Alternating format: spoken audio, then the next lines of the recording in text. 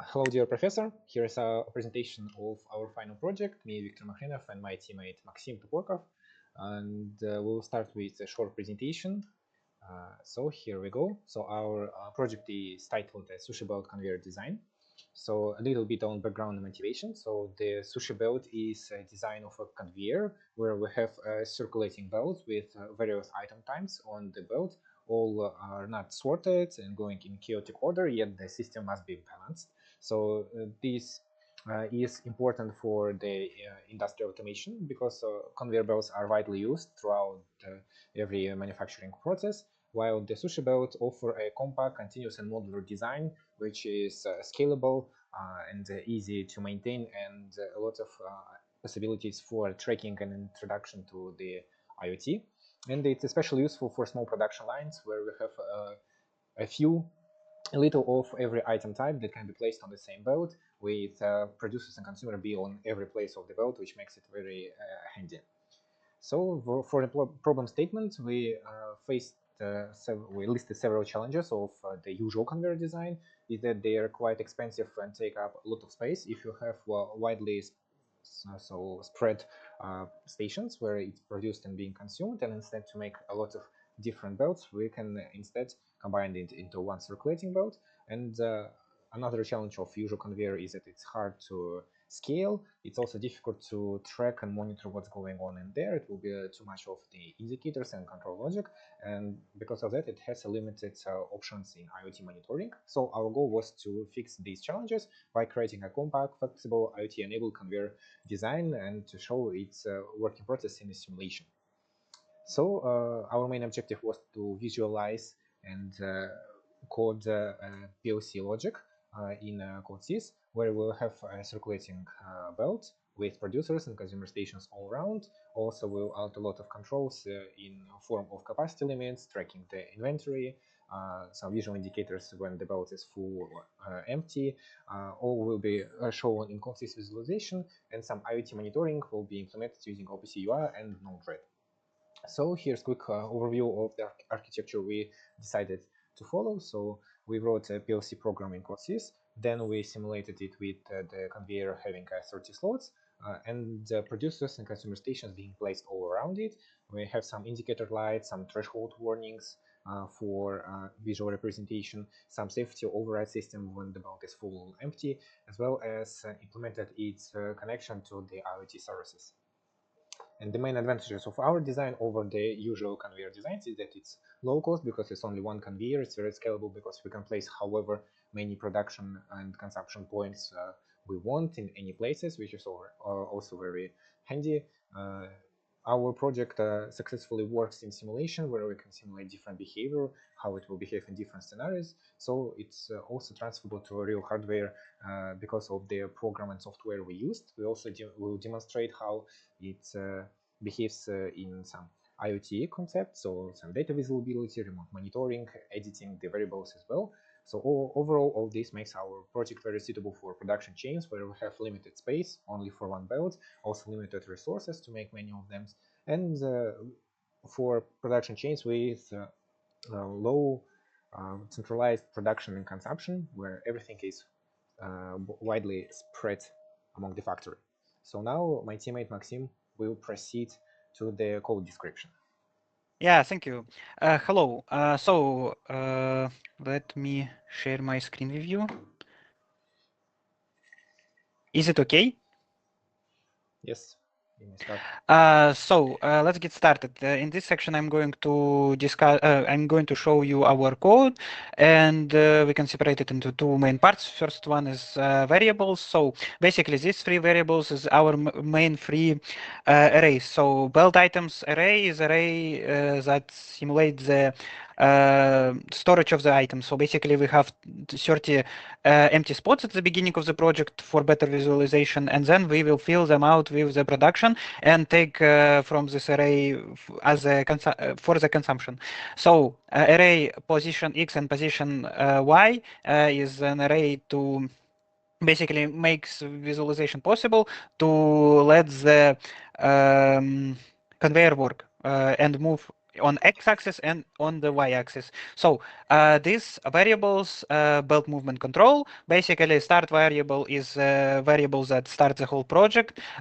T is main timer for the whole system. Shift counter is the shift counter counts timer ticks so that belt rotation happens every n ticks. Basically, and temp variable is a temporary integer used when rotating the array to hold the wraparound elements. In the visualization section, you can see why do we use such variables. So system status basically means that system working or system don't working. Visualization indicators or visualization basically needs for better representing the first capacity of the goods. For example, 0 is empty spot, but numbers from 1 to 5 is the type of goods. Goods 5, goods 2, and goods 3. Basically, what does it mean? Full indicator lights turns true when product type reaches a configured capacity. Empty indicator lights turn true when the type has 0 items. Max item limit hold the per type capacity threshold, all sets to 5 in our code right now. Producer system. Basically, it sets of array that dictates how our producer work during the simulation.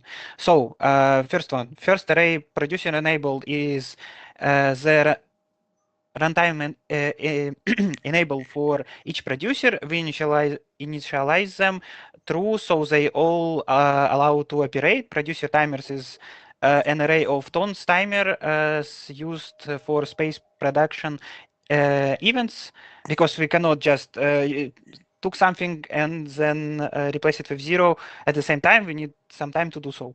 Producer position basically used for the position of the producers in x and y axis. It's need for visualization purposes. Producer man is array for the manipulators are short-lived booleans to light a working lamp when a producer has just placed an item. Basically, it's also used only for the visualization purposes. Producer man timers is also used mainly for the visualization purposes because it's array of timers that basically make possible to animate the work of the manipulators. And the last one, producer master switch, are annual master enable switches per producer. Basically, it means that we can turn on and turn off the switches in our system manually during the visualization, for example. Consumer system basically the same thing, but for the consumer, if in the producer system we put something into the belt items array, in the consumer system we took something from this array. Inventory tracking is basically the dynamic calculation of the all products in the belt array. So basically we know total empty slots and total product slots.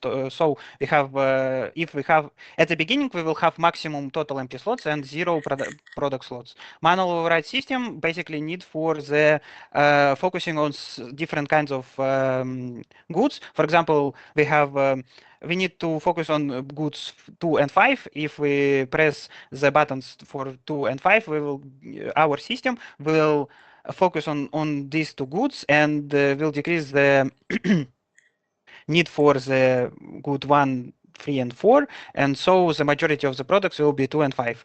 At the beginning of the simulation and without using this manual override system, our whole system focuses on equalizing the amount of goods, basically. Global emergency stops, basically big red button to stop the production or stop the consumption. So let's go to the second part. Second part is whole code. Basically, this is the starter of our project. When we press the start button, the project starts and the main timer T start working. Basically, when start is true, program starts the timer T with a preset time of 15 milliseconds. We use TQ to create a periodic heartbeat every 15 milliseconds. Each time TQ is true, when increment shift counter we increment the shift counter basically to 1. This decouples the belt rotation from PCL scan frequency and gives us a reproducible timing base. Basically, it means that the system will go on and on and on until we press the start button again. So this is part that described movement. Basically, when shift counter reaches 70, we reset it and perform a rotation of belt items. A temporary variable stores the last element so we can perform a circular right shift. And basically, we have 30 slots. And if the I variable is less than 11, we move to the to the right. To the right, yeah, sorry. To the right, and then we move to the down, then move to the left, and then move to the up direction. So basically, this is an inventory control. We just we're just counting the number of type of goods and the number of empty spots. Basically, it's useful for later visualization and IoT implementation. Counter control is basically the same thing, but the main difference of inventory is that it's use different lights during the visualization to show when something is overflown or something is underproducted. For example, we have 7 5s and 0 2s. So the lamp that the lamp will show that there is insufficient amount of 2s, basically. Manual production focus, basically, this is function that I already discussed, but again, this function allows us to choose some products, for example, tools. When it's 0 tools in our system, we choose this product, and we can choose also freeze, and basically focus on producing them. All other productions will stop, and we only produce the tools and freeze, for example. Automatic producer control is part of the system that maintains the equilibrium of products during the whole cycles. Apply master production override. This is basically mean that we can stop some production manually using the switches or IoT. Consumer controls basically the same, but for the consumer. Producer operation. Basically, this is detailed producer runtime behavior for each enable producer. We start its producer timers I array as 2 seconds on delay. When the timer completes, we immediately stop the timer and attempt to place an item at the producer's configured producer position I. The placement only happened if the slot is empty and the product type is still below the max limit. If successful, we write the product's code I into the belt items, basically adding the item into the whole belt system array, and set producer man I. It's variable for the manipulator animation, basically. True to light a short working indicator. The program then updates slot counts, basically updating the statistics that we keeps during the whole work, basically, and the derive totals to reflect the change, so visualization and control logic immediately see the new state. If a producer is disabled, we ensure its timer is not running by calling it with this condition. The producer man timers logic basically need for visualization purposes only. Because this part is exactly for visualization purposes only. So the consumer operation system is basically the same, but if during the producer operation we add something, during the consumer operation we took something from the belt, basically. And this part is also only for the visualization purposes. So, and this part is end of the cycle, basically. Finally, we stop the high frequency T timer call for the execution of the code block, the nested if TQ. Basically, this started here and ended here. So That's all, basically. So the visualization, please. Okay, now let's move to the visualization to make things more clear about how it all works. So here is visualization in codices. So here you can see the belt, and I will press the start button so it start movement. And for the start, I will disable the consumption to see how the system will behave.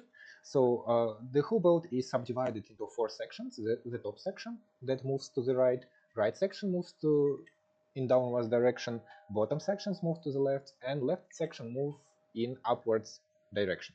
So here you can see that these lights indicate whether this producer or consumer are working, and currently all of them are disabled.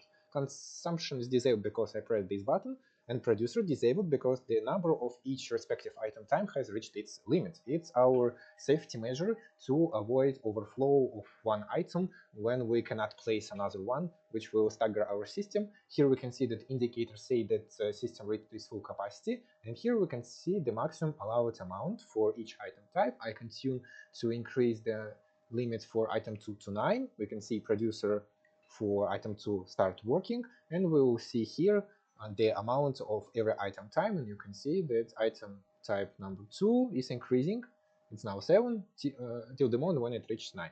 Now I will disable this button so consumption will work. Here is the button that indicated, and I can even manually disable some of them, for example consumer 1. So all of this needed for some visualization purposes to see how system will behave in different scenarios, and also in case we need to perform some maintenance on this consumption. But the whole system is very robust. It works and balances it by itself to avoid possible issues that you cannot control by itself. And because of this, it's very scalable. We can easily add another consumption for item type 5, another production here somewhere. We can rearrange them as we like, which is very handy in the manufacturing settings. And we can even add another item types, as many as we need, as many as we want, but we need to be careful about the maximum allowed amount. And here we can see that the indicator that item 4 is empty because we disabled the production for item 4. Yeah, so here's indicator. We can focus. For example, I will focus producing the item 4 on what will happen. So every other producer is disabled except for the producer 4, which is the focus behavior. We can even focus on 2 of them simultaneously if we urgently need more of these items. Now let's see how it all connects to the remote access. So here we can see all these variables in the OPC UA.